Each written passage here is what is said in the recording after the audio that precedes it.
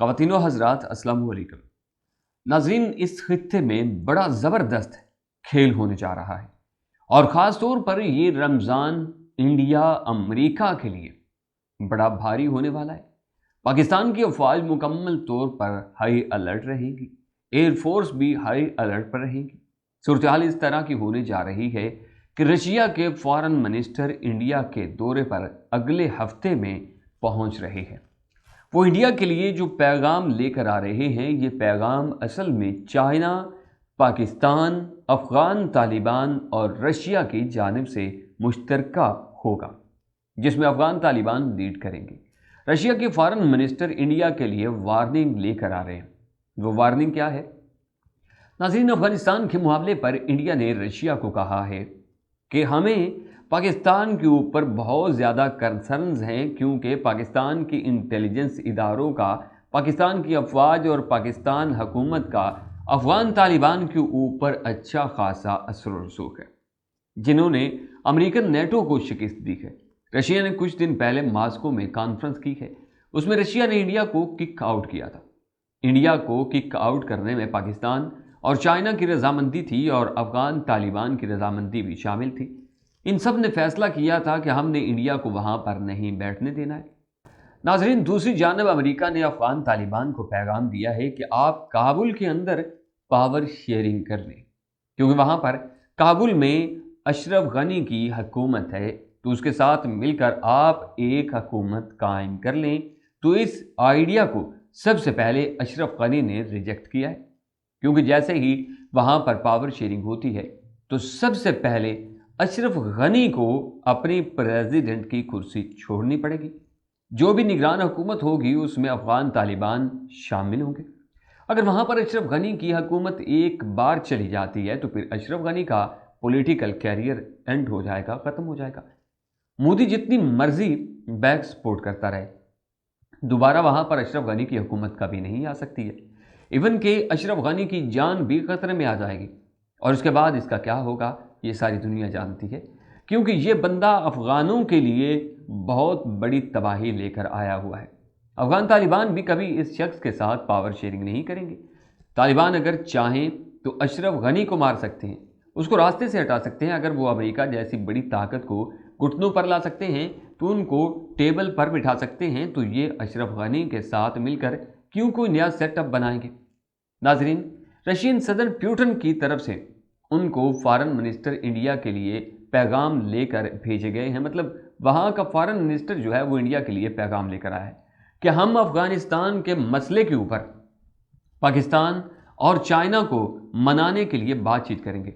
अगर पाकिस्तान, अफ़गान तालिबान और चाइना रजामंदी जाहिर करते हैं तो अगले जो मुज़ाकरात होने जा रहे हैं उसमें इंडिया को शामिल कर लेंगे, मगर शर्त यह है कि आप अपना मुस्तकबिल तय करें।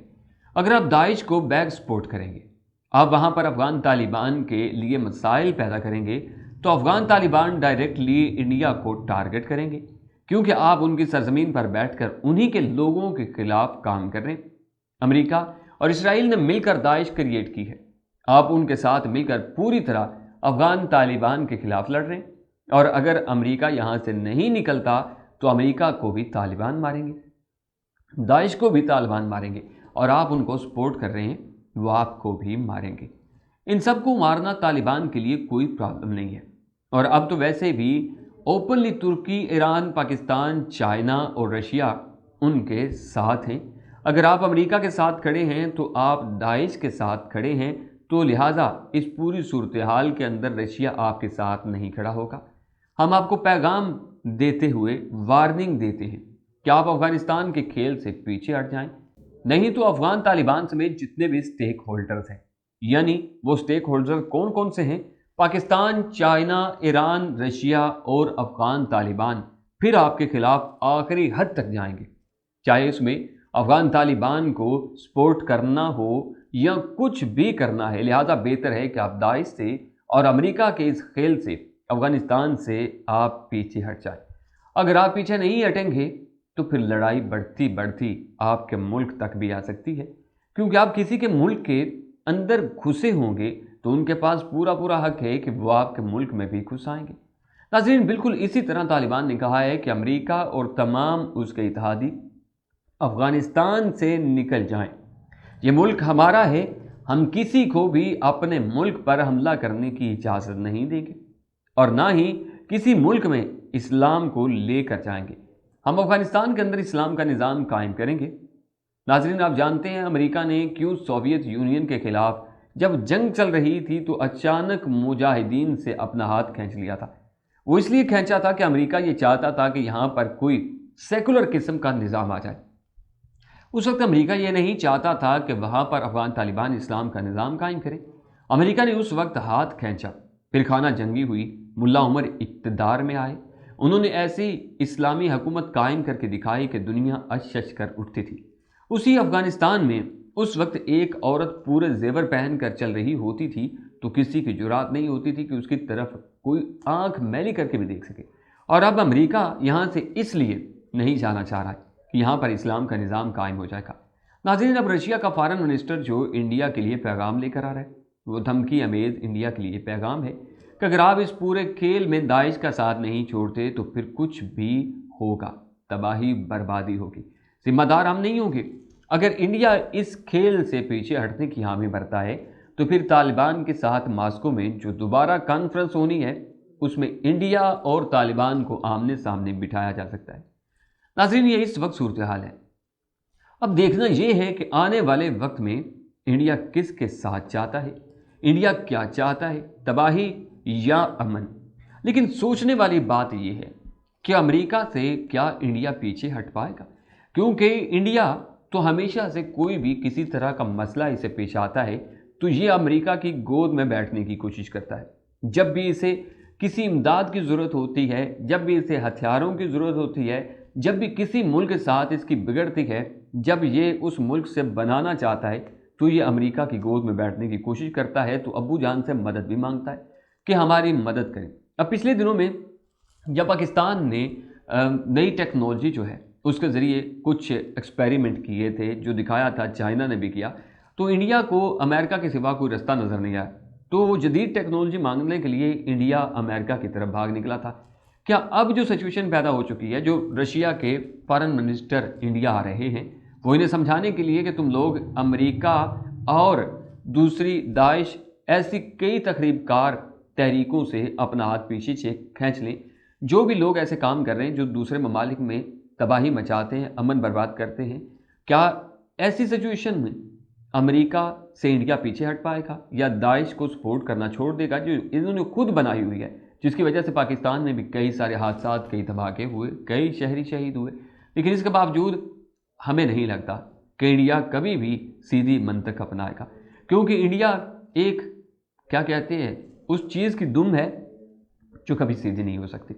انڈیا کو سیدھا کرنے کے لیے پاکستان کو، افغانستان کو، مطلب طالبان کو یا چائنا کو، رشیا کو، ان تمام لوگوں میں سے کسی نہ کسی کو میدان میں اترنا پڑے گا اور انڈیا کو سبق سکھانا پڑے گا، تب جا کے یہ مانے گا۔ ان لوگوں کو صرف اور صرف ایک چیز پہ جو ہے وہ مطلب کہ زیادہ محسوس ہوتا ہے کہ ہم میں وہ پاور ہے، طاقت ہے، یہ آبادی پہ اتراتے ہیں۔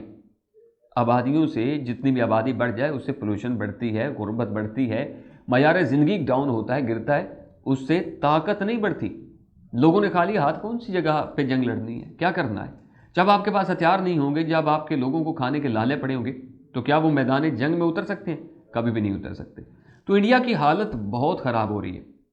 یہ عوامی برتری، مطلب انسانی برتری کو لے کر انڈیا کچھ اپنے آپ کو زیادہ شہزور سمجھنے لگا ہے، لیکن ہوگا وہی جو دوسرے ممالک اب چاہیں گے، کیونکہ انڈیا کی موت آ چکی ہے۔ پرانے سیانے کہتے ہیں کہ جب بھی گیدڑ کی موت آتی ہے تو وہ شہر کی طرف بھاگتا ہے۔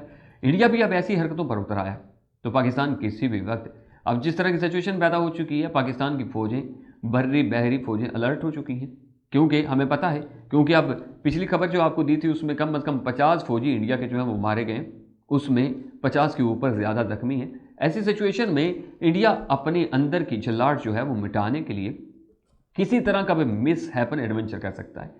تو ہمیں بھی پتہ ہے کہ پاکستان میں ہم نے کس طرح اپنی عوام کو، اپنی فوج کو سیو کرنا ہے، یا ہماری فوج کو کون کون سے کارنامے سر انجام دینے ہیں یا کارروائی کرنے ہیں، تو یہ ساری چیزیں ہماری نظر میں بھی ہیں۔ انڈیا کچھ چھوٹا سا مس ہیپ کر کے دکھائے صحیح، ہم بتائیں کہ انڈیا کو کیا ہوتا ہے۔ انشاءاللہ بہت جلد طالبان کی طرف سے انڈیا کو کرارا جواب ملنے والا ہے۔ باقی خبریں انشاءاللہ اگلی ویڈیو میں، اپنا بہت سارا خیال رکھیں۔ اللہ نگہبان۔